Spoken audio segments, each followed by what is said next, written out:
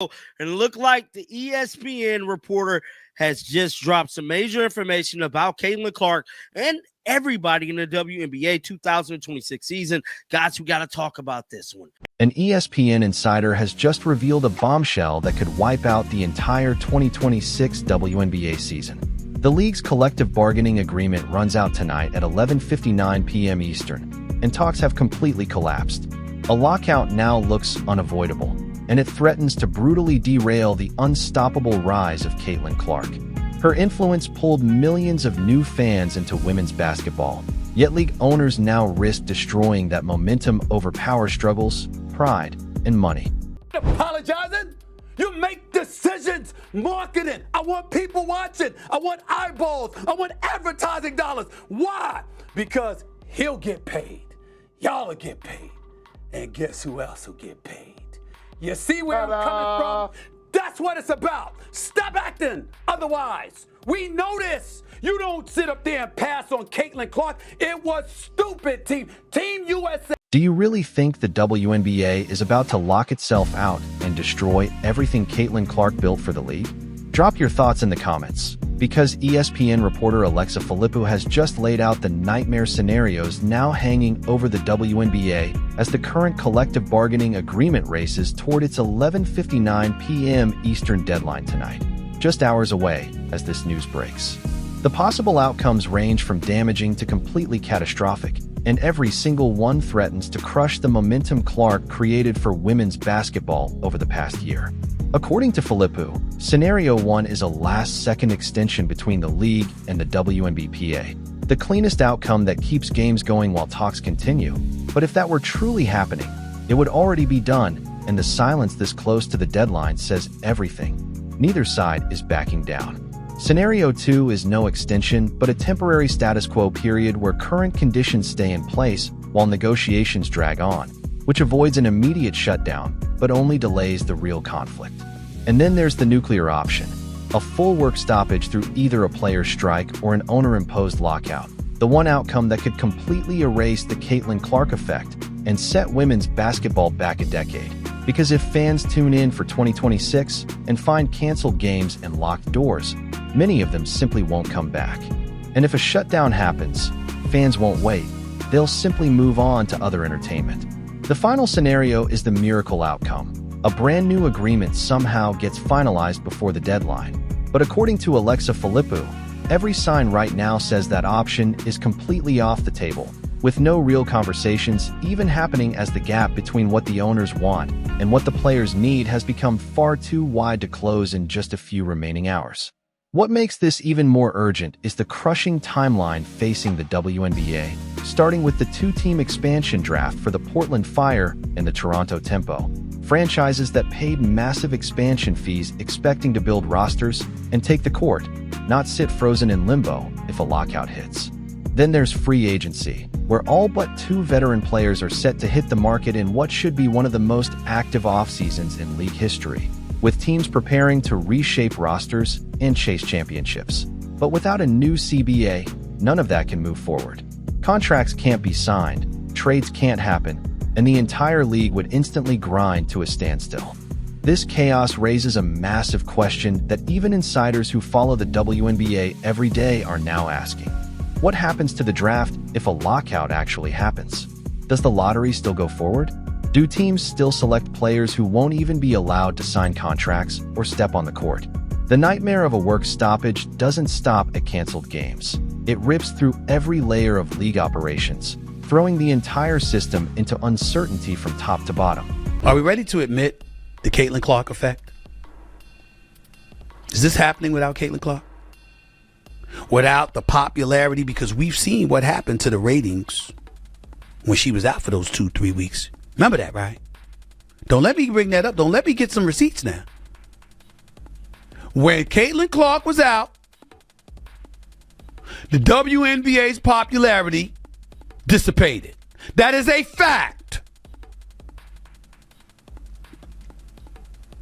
Ticket prices, television ratings, it's a fact. It's undeniable. It's undeniable. That's not to throw shade on a product and act like it doesn't grow at all.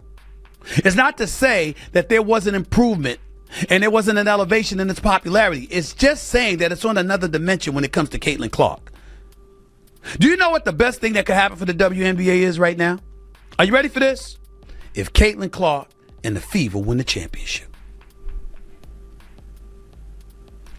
If that girl wins the championship this early in her career.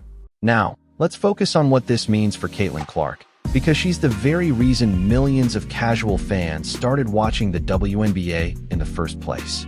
Clark brought viewership numbers the league hadn't seen in decades, sold out arenas nationwide, and turned women's basketball into must-watch television for people who had never followed a game before.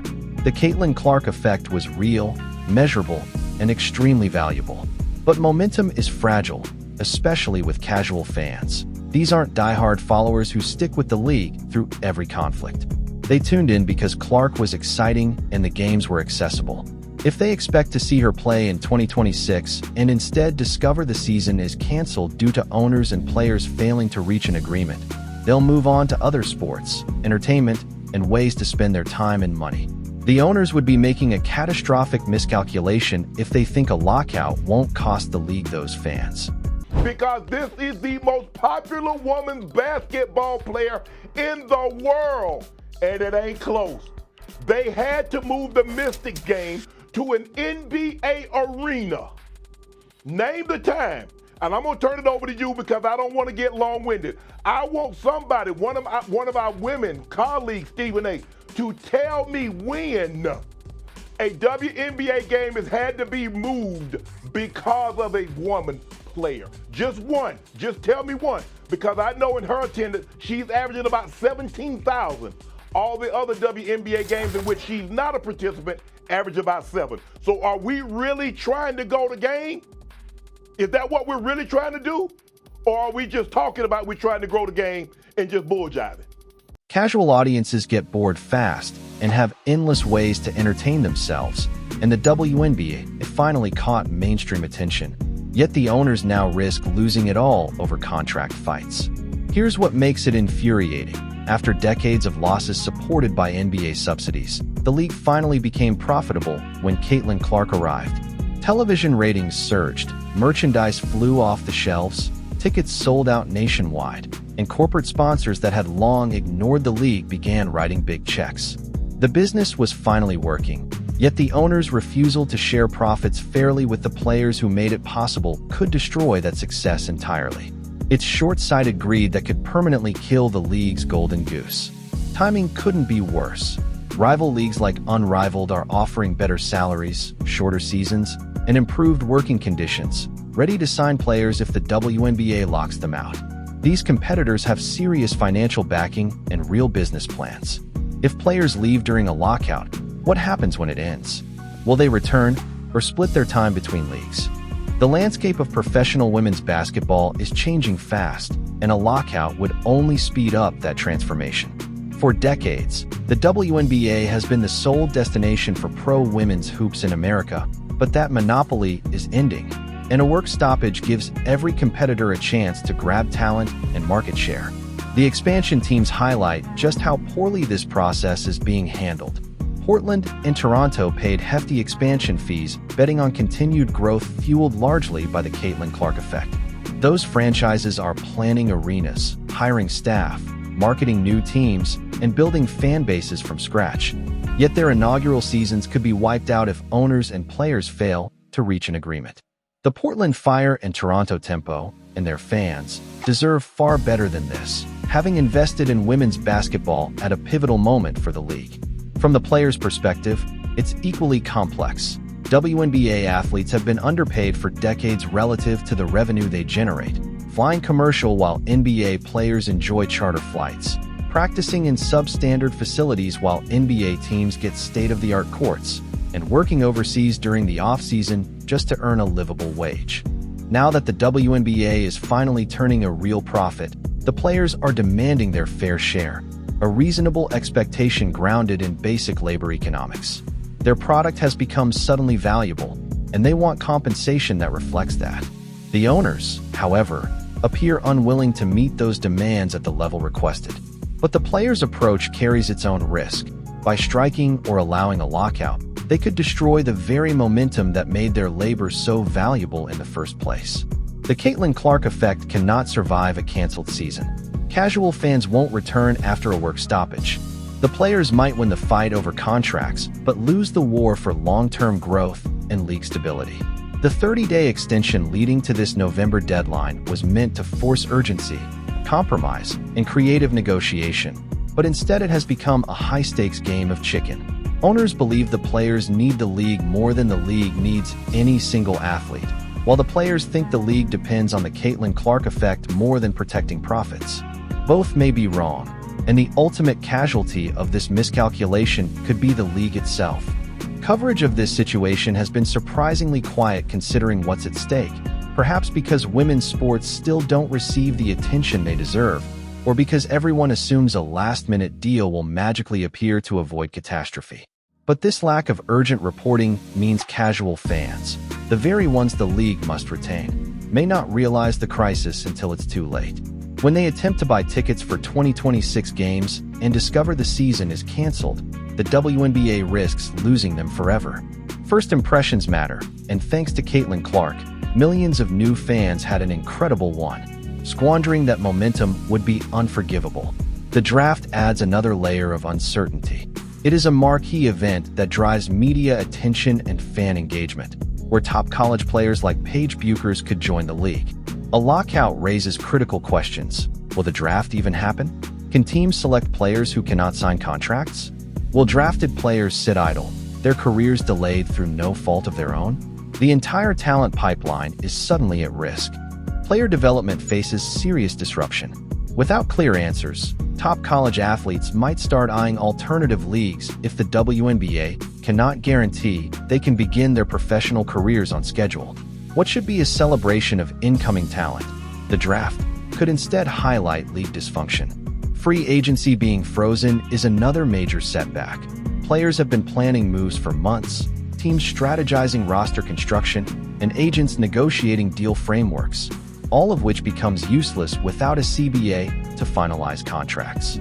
Competitive balance suffers as teams cannot make necessary adjustments. Star players get stuck on teams they want to leave, and franchises poised for championship runs are suddenly frozen in place. Meanwhile, Caitlin Clark can only wait. She has no control over labor negotiations and cannot force the owners and players to reach an agreement. All she can do is watch as the league that finally embraced her after initially leaving her off the Olympic team now risks squandering the phenomenon she created. Clark's brand and marketability will endure. She has endorsement deals independent of active play and a loyal fan base that will follow her no matter what jersey she wears. If a league like Unrivaled offers her a contract during a WNBA lockout, she may take it to stay competitive and visible, but the league itself might not survive. At this point, the WNBA needs Clark far more than she needs the league. The owners are on the verge of destroying everything she built for the sport. With the CBA expiring tonight and no agreement in sight, a canceled season could permanently alienate casual fans and crush the momentum Clark generated, potentially wasting her 2026 season entirely. Will the league strike a deal or let it all fall apart? Share your thoughts in the comments and stay tuned for updates.